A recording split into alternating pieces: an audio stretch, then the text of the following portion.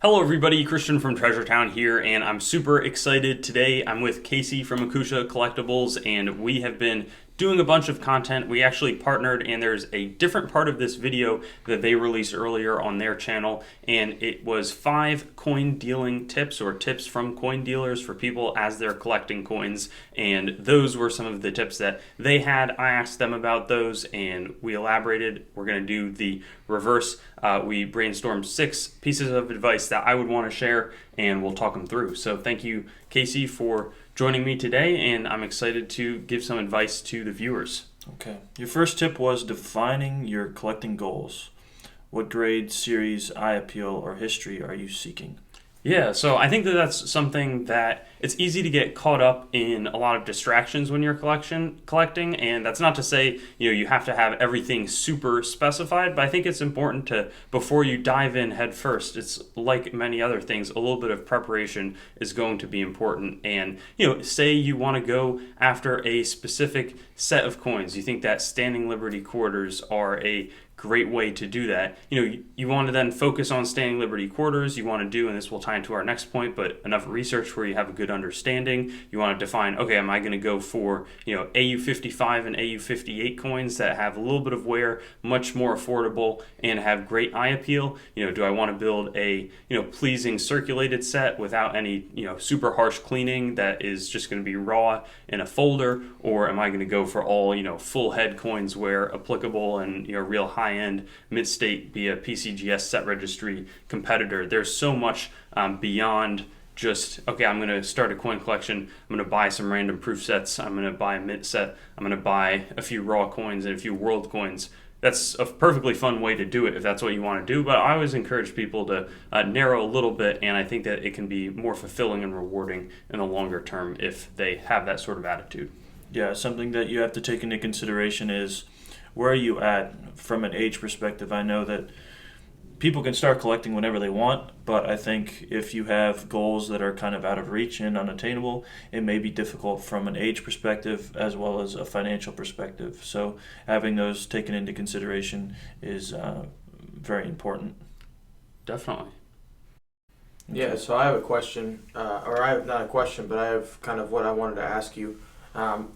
What would you say about people that want to, educate themselves in the hobby? Do you think there ever is a cap on what people can learn about coins, and what have you learned kind of, even if you didn't own a coin, kind of how does knowledge impacted that?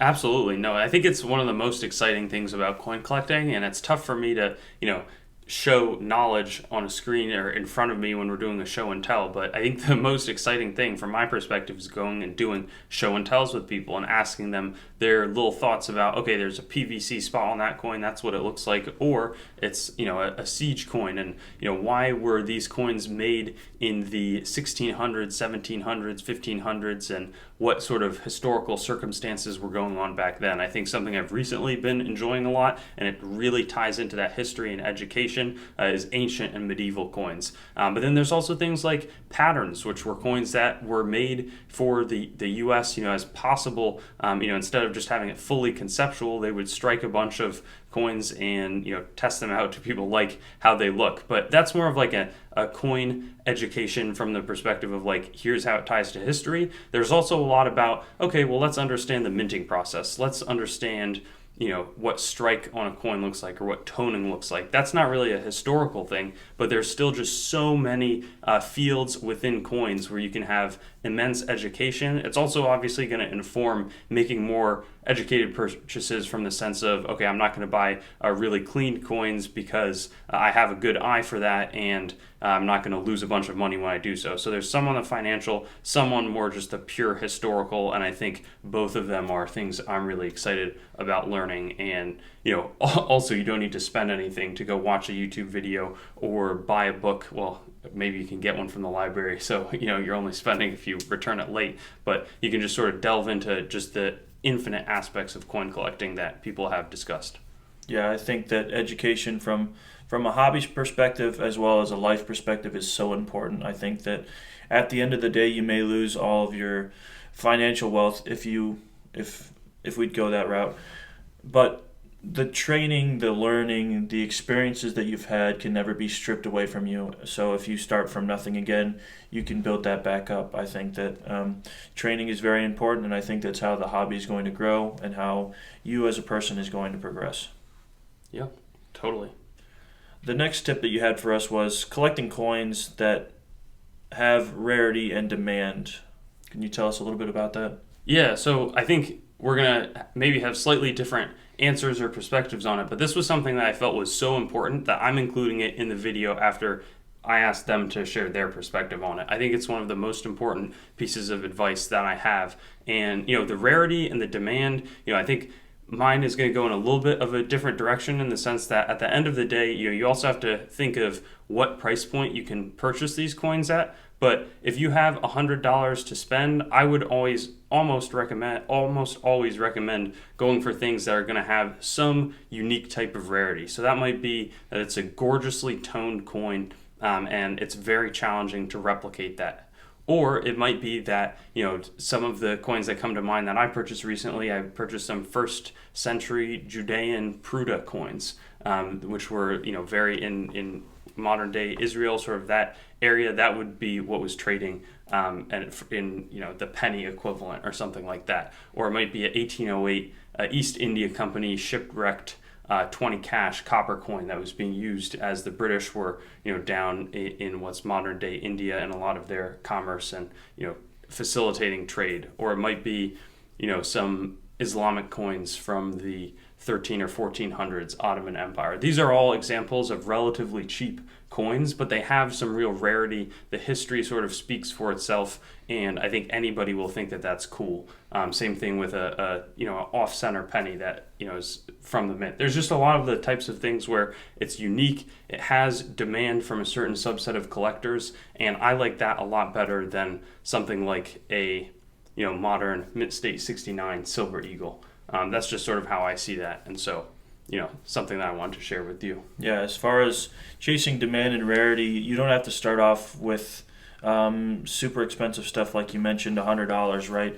And I think from a collecting perspective, when it comes to demand and rarity, your journey is going to be more of a marathon than a sprint. And if you try to take it from a sprint perspective, you will get burned out and you may stop collecting altogether. We spoke to a dealer yesterday. He said, though times were tough early on raising kids with expenses and everything like that, I still put away the best that I could find in the stuff that I was interested in. So it's very important to focus on demand and rarity.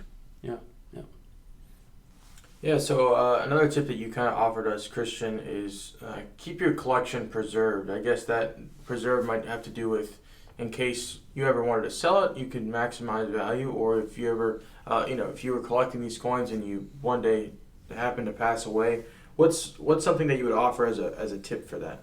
Yeah, definitely. I think it's important to be really reasonable and, not sort of avoid addressing the future in terms of, whether it's you want to call it estate planning or whether you want to just call it sort of financial management. If your coins have value, at the basic level, I know you guys live down near Houston, that's very humid. You want to even just preserve it in the sense that you don't want to store it in the wrong materials and get PVC or really ugly toning, all over the coins. But more importantly, I actually have a will. So I have careful instructions for what happens if I'm gone in the blink of an eye, and then there can be a very methodical process that nobody's going to get the last dollar, but I'm going to it's not like I'm going to feel like all of my collecting and all of my dealing efforts have been gone to waste, because you can easily if you have $30,000 of coins, you can easily get $25,000 for them.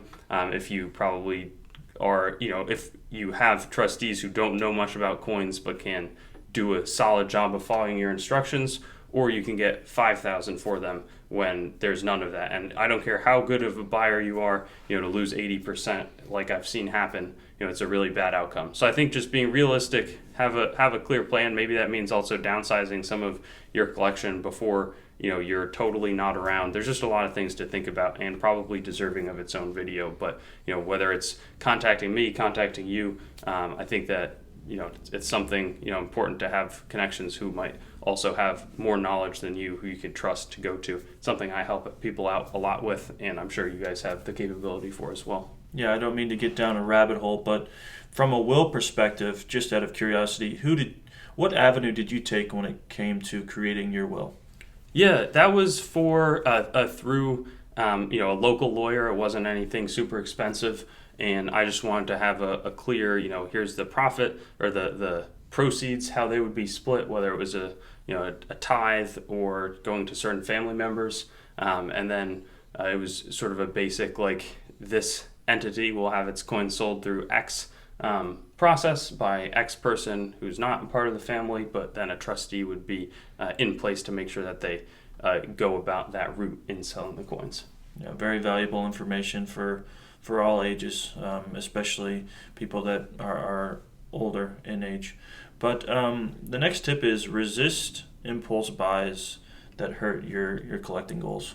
Yeah, so at the end of the day, I mean, I think for me, it's not like I have unlimited money to spend. I think I have a very limited amount of money that I can spend. So, I like dealing. I also like collecting. But when I'm collecting, I have to really rein myself in because there's so many exciting coins that are out there, and it ties back in defining my collecting goals. I can't just spend, $100 here, $200 there, and then end up with stuff that really isn't going to be part of my collecting goals. So that on one side, even if they're good coins, if it's collecting, maybe on dealing, you want to be opportunistic with anything that you see. But then on the other hand, it might just be that, they don't necessarily fit in the aim of my collection, or that I jump on a coin that I, take a quick look at and I really want to buy it, but I don't really do the research that's necessary. I think that that's common, and, I haven't had too many $100 mistakes, but plenty of $20 mistakes where I just, I think I don't really think through. And on the other hand, though, I think if you're dealing, I think it's better to be willing to, do a shotgun method a little bit with your things that you test out, because then you can for sure know that this isn't going to work. So that's a little bit different. I think for the average person, it's just about, again, defining your goals and making sure that you stick to your plans. Yeah. Again, you have to go back to, like you mentioned, go back to the root of what you're really passionate about, and you got to think of yourself maybe 5-10 years down the road. I mean, if you go to amass a nice collection and your heart's not really in it, or you're not passionate about it, then you may sell it off and you may be going in different directions. Definitely. Yeah, so the last tip you had in conclusion, Christian, is what you recommended was building kind of local connections. Why is that so important for somebody that wants to collect? Yeah, I mean, I think, if this has been one of the biggest things that have been great for me in terms of having good relationships with the shops nearby, and then a few sort of local buyers on the collecting side. But, I think one concept that people maybe not be as aware of is like having first shot, or at least one of the first shots on new inventory. So, if there's somebody who is going to pay well, maybe that's me being the person that will go into local coin shops and they know I'm going to pay a fair price for the stuff that they get in and they want to move really quickly. They're going to be very willing to offer that. And sometimes you need to go in, and sometimes that's an example of the shotgun method, where sometimes you have to buy and you're not as sure and maybe you lose, but then you have that data point so you don't do it again. But it's also about being consistent. They get something in, you're there. And the same thing with a customer of mine. If I know that they're really ready when I buy certain types of coins to immediately pay for it, maybe it's even junk silver. Like, I think that's a big thing I know at the local coin shop. I'm not doing that quite as much, but there's a few